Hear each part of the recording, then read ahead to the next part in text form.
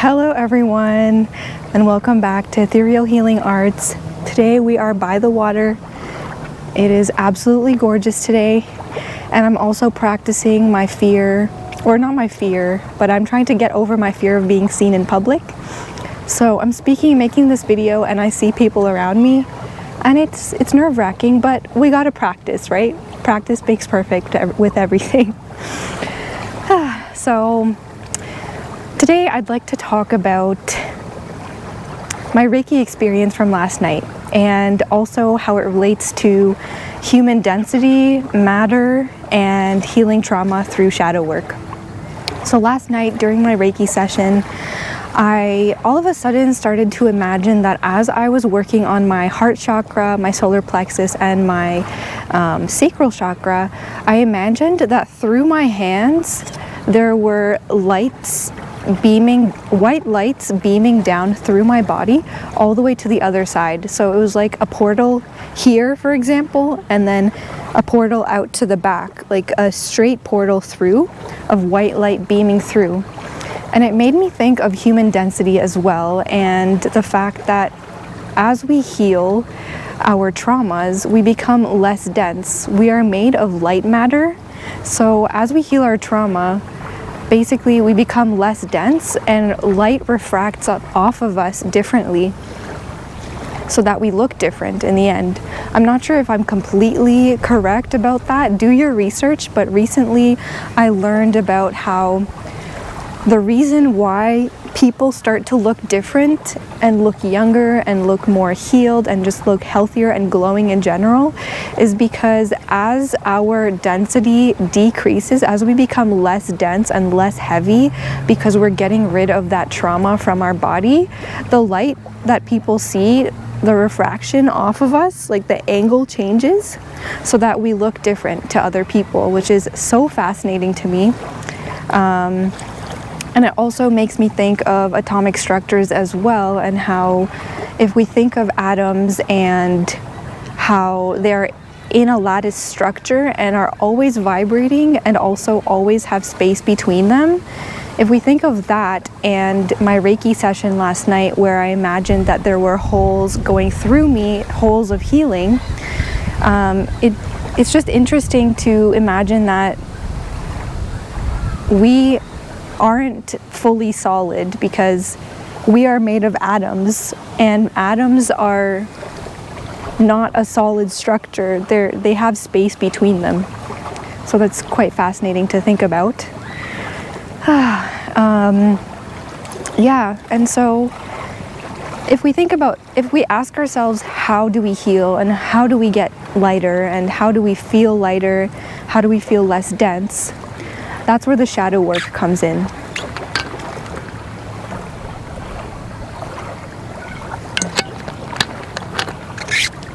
Shadow work is shedding light on those dark and heavy parts of ourselves so that we can eventually help transmute that heavy energy into light energy.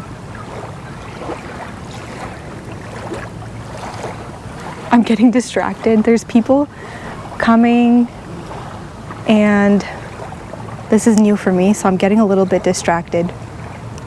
But in terms of shadow work, I feel like the best method for that is to simply practice silence. I think I've been saying that on this channel a lot recently, where practicing silence and practicing peace and practicing the art of boredom is so essential, because only when we're bored do we have enough space in our mindscape to see the thoughts that come up and then try to transmute them as well.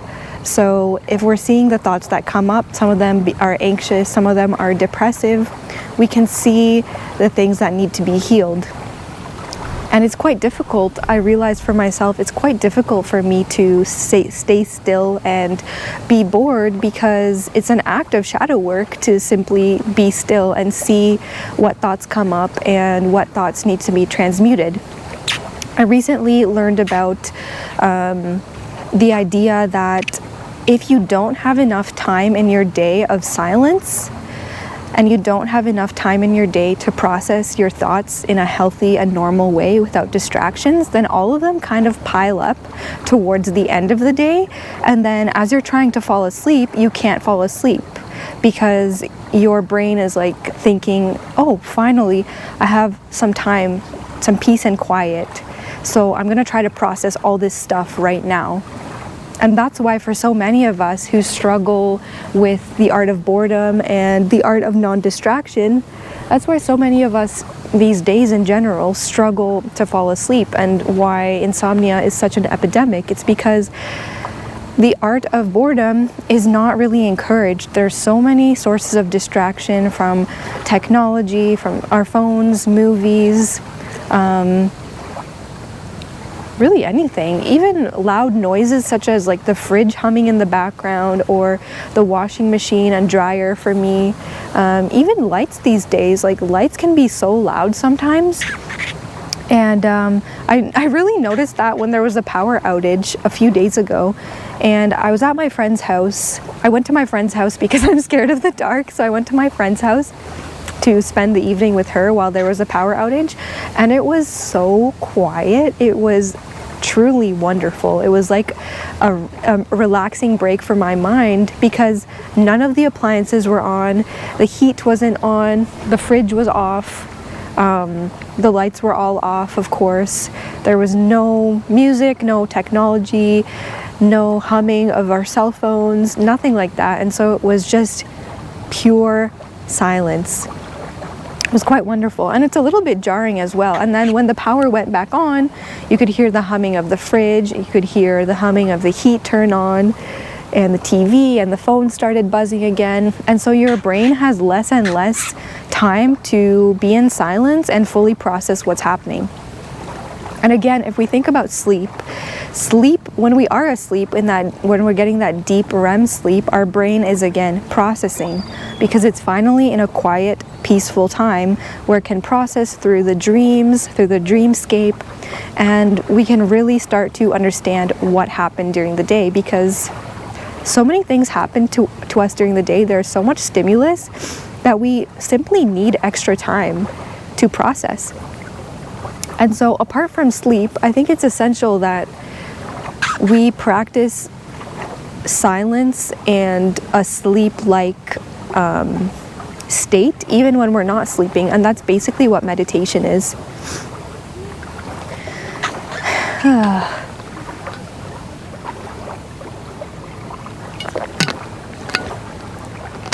I also want to add here that meditation is not as complicated as it seems. When I first started meditating about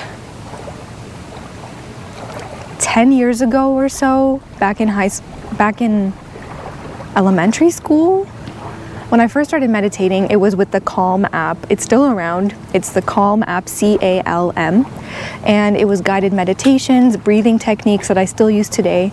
And it was really nice to start out that way, but it was a little bit intimidating because I thought to myself, okay, well, if every time I want to meditate, I have to go on this app and put in my headphones and listen to this guided meditation, that's not really sustainable for me. Like, I'm not going to do that every day, and I didn't do that every day.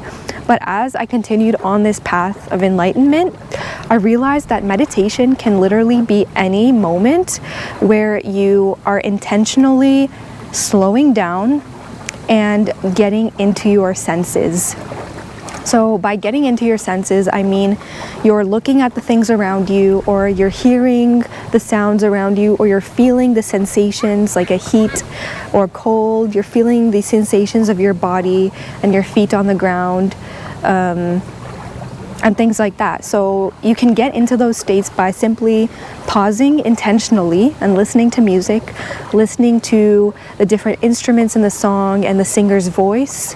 You can also get into that state by pausing, closing your eyes, and taking a few deep breaths to feel the movement of air and energy within the body.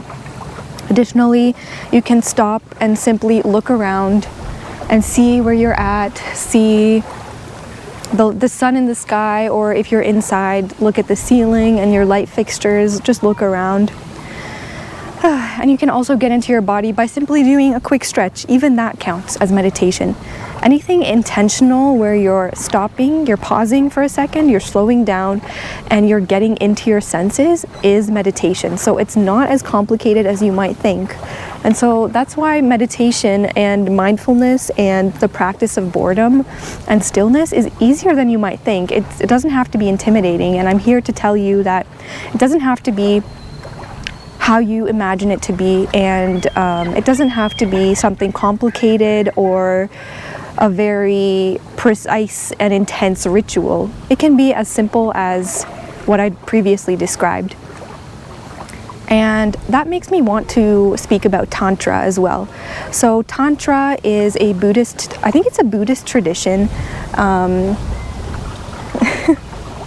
a Buddhist tradition during which the person is encouraged to get into their senses, like I previously described. So in the Western culture, Tantra has been warped, as the West usually does with what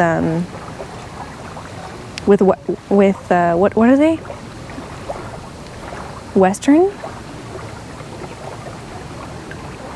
Anyway, the West usually warps classic Buddhist traditions, and so Tantra is one of the warped things. Tantra is not about sex at all. It's not about sexual energy or sexual tension in any way, shape, or form. It is simply about getting into the senses. And yes, sex is one of the easiest ways for us to get into our senses because there's a lot of sensations on the physical body when you're having sexual intercourse.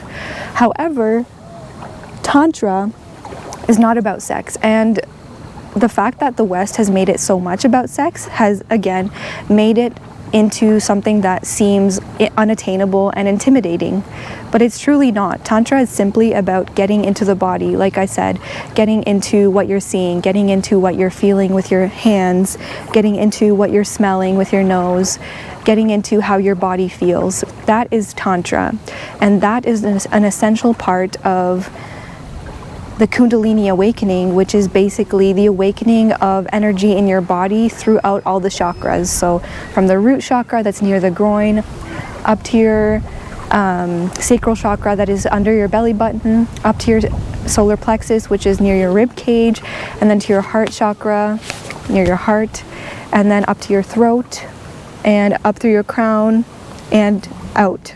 So that energy flow upwards is more easily attainable when you get into your senses and when you practice Tantra. But again, it's not about sex. It's not about sex at all. So yeah, just know that, please, because whenever people come up to me and talk about Tantra as a sexual practice, it really bothers me. It's not a trigger, but it's just it bothers me because of the misinformation around that tradition, and it's a very sacred practice. The practice of Tantra and Tantric meditation is very sacred, and it bothers me that the West has warped it so much to be a sexual and erotic kind of, what's that word? Like kink, type of kink, like a weird kink. It's not a kink. It's a Buddhist tradition that's very important to the Kundalini awakening. Maybe that was why I filmed this video today, so I could help teach you about what Tantra actually is, because I feel really passionate about this right now.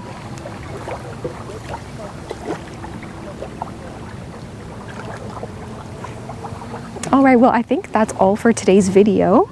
Thank you so much for watching. I know this video will reach those who are on the spiritual path, who are ready for a spiritual awakening, who it's coming for you, and you're doing so well right now. I'm so proud of you for everything that you have achieved and everything that is around you. Please, if you can, wake up with a smile in the morning. Be so grateful for the bed that you wake up in, the home that you're in, the safe space that you have, the wonderful, loving people around you. the breakfast that you'll eat, the clean water that you have, and plumbing and everything.